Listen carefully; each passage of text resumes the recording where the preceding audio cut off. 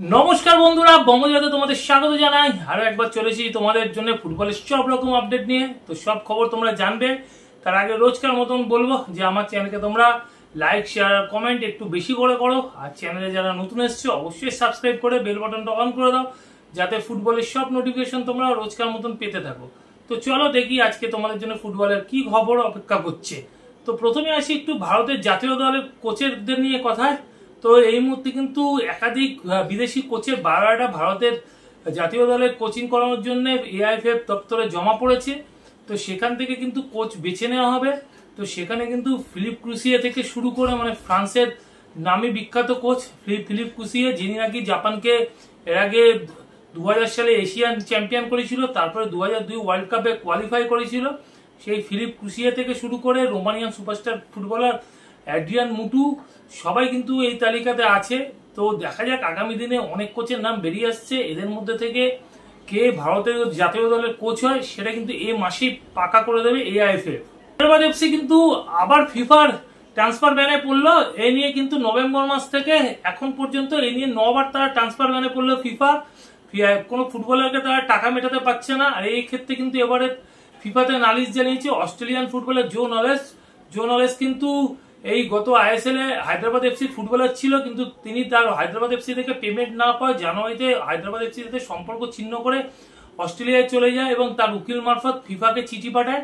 এবং সেই চিঠির পরিপ্রেক্ষিতে কিন্তু জোনলেসের কথাতে ফিফা কিন্তু আবার ট্রান্সফার ব্যান করলো হায়দ্রাবাদ এফসি কে। এবং এই ক্ষেত্রে হায়দ্রাবাদ এফসি কিন্তু নতুন করে আর কোনো ফুটবলার নিতে পারবে না। হায়দ্রাবাদ এফসিতে যা ফুটবলার ছিল সেই ফুটবলার বেচে কিন্তু হায়দ্রাবাদ এফসি টাকা তুলতে পারতো, কিন্তু সেটা তারা করেনি। মিথ্যা প্রতিশ্রুতি দিয়ে কিছু ফুটবলার অফিসিয়াল কোচেদেরকে আটকে রেখে দিয়েছিল। পরবর্তীকালে সেই ফুটবলারদেরকে টাকা পেমেন্ট করতে না পারার জন্য কিন্তু বারে বারে হায়দ্রাবাদ এফসি ফিফার ট্রান্সফার ব্যানের মধ্যে পড়ছে।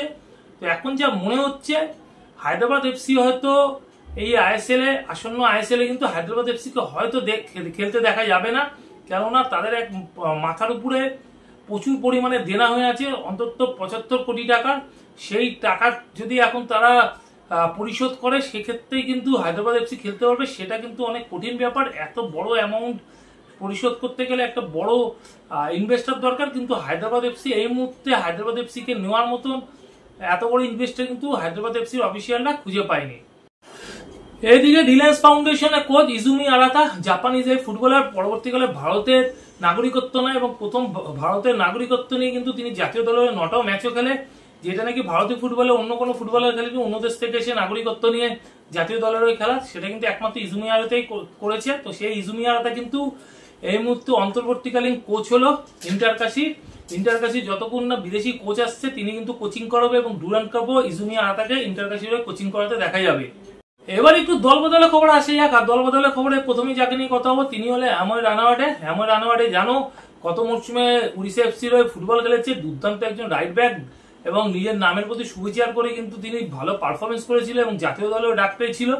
তো এই ফুটবলারটি মুম্বাই সিটি এফসি থেকে গত মরশুমে উড়িষ্যা এফসিতে লোনে এসেছিল এবং তার সাথে মুম্বাই সিটি এফসি 2025 অব্দি কন্ট্রাক্ট আছে।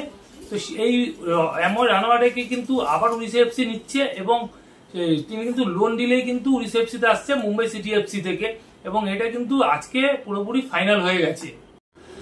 এদিকে পাঞ্জাব এফসি ডিফেন্ডার ড্যানিয়েল লাললিমপুইয়াকে কিন্তু সই করিয়ে নিল মুম্বাই সিটি এফসি। গত মরশুমে পাঞ্জাব এফসি 22খানা ম্যাচ খেলেছিল এই ডিফেন্ডার, এবং তাকে এই মরশুমে কিন্তু নিয়ে নিল মুম্বাই সিটি এফসি, যার ফলে কিন্তু মুম্বাই সিটি এফসি ডিফেন্স লাইনটা বা সেন্টার ব্যাক পজিশনটা কিন্তু রাহুল বেকে বেরিয়ে যাবে, যথেষ্ট শক্তপোক্ত হয়ে গেল।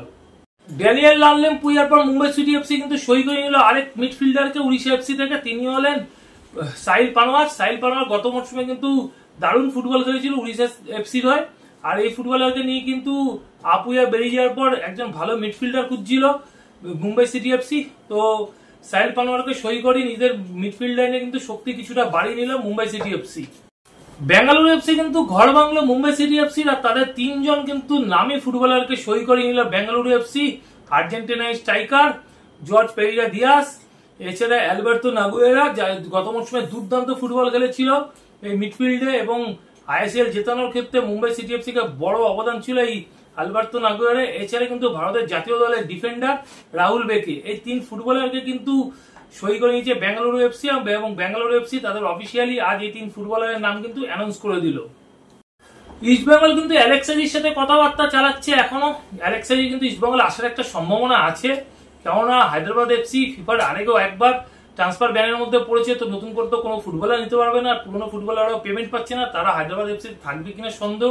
আর হায়দ্রাবাদ এফসি আইএসএল খেলবে কিনা এটা নিয়ে কিন্তু একটা বড় প্রশ্নচিহ্ন দেখা দিয়েছে। তো সেই সুযোগে কিন্তু ইস্টবেঙ্গল অ্যালেক্স হাজির সাথে কথাবার্তা অনেকটা এগিয়ে নিয়েছে। তবে অ্যালেক্স হাজি ইস্টবেঙ্গলে আসবে কিনা এটা কিন্তু কয়েকটা দিনের আর অপেক্ষা, তাহলে পরিষ্কার হয়ে যাবে। হয়তো আর একটা সপ্তাহের অপেক্ষা, এক সপ্তাহের মধ্যে কিন্তু অনেকটাই পরিষ্কার হয়ে যাবে যে অ্যালেক্স হাজি ইস্টবেঙ্গলে আসছে কিনা। আর এদিকে জিকসন সিংকে নিয়ে যে কথা শোনা যাচ্ছে ইস্টবেঙ্গলে জিকসন সিং আসবে এইসব কথাবার্তা, তো ইস্টবেঙ্গলের সাথে কিন্তু আরো 3-4টে ক্লাব আছে, এফসি গোয়া, বেঙ্গালুরুর মতন ক্লাব, তাছাড়া কিন্তু মুম্বাই সিটি এফসিও জিকসনকে নেওয়ার ব্যাপারে দৌড়াচ্ছে। তো জিকসনে কিন্তু ইস্টবেঙ্গলের আশা কিন্তু অনেকটাই কঠিন পরিস্থিতি বলতে পারি, যে যেখান থেকে বলুক ইস্টবেঙ্গলের জিকসন আসছে, অনেকটাই কথাবার্তা হয়ে গেছে বা এরকম, কিন্তু সেরকম কোনো ব্যাপারই নেই, কারণ জিকসনকে নিতে গেলে ইস্টবেঙ্গলকে একটা বড় ট্রান্সফার ফি দিতে হবে, যেটা কিন্তু এই মুহূর্তে ইস্টবেঙ্গলের পক্ষে পসিবল কিনা এটা বলা যাচ্ছে না। কেননা কেরালা ব্লাস্টার কিন্তু জিকসনের জন্য একটা বড় ধরনের ট্রান্সফার ফি দাবি করেছে, সেটা নিয়ে একটা নেগোসিয়েশন চলছে ইস্টবেঙ্গলের সাথে। তো যদি নেগোসিয়েশন ফুলফিল হয় তবে ইস্টবেঙ্গল তাকে নিতে পারবে, নইলে কিন্তু মুম্বাই সিটি এফসিও আর বেঙ্গালুরু পয়সা খরচা করতে রাজি। তারা এখন দেখা যাক ইস্টবেঙ্গল এই 2-3টে ক্লাবকে টপকে জিকসনকে আনতে পারে কিনা, নাকি জিকসন কেরালা ব্লাস্টার্সে থেকে যায়, এটা কিন্তু এই মুহূর্তে বলা যাচ্ছে না, কিছুটা দিন কিন্তু অপেক্ষা করতে হবে। তো এখনকার মতন খবর এইটুকুই।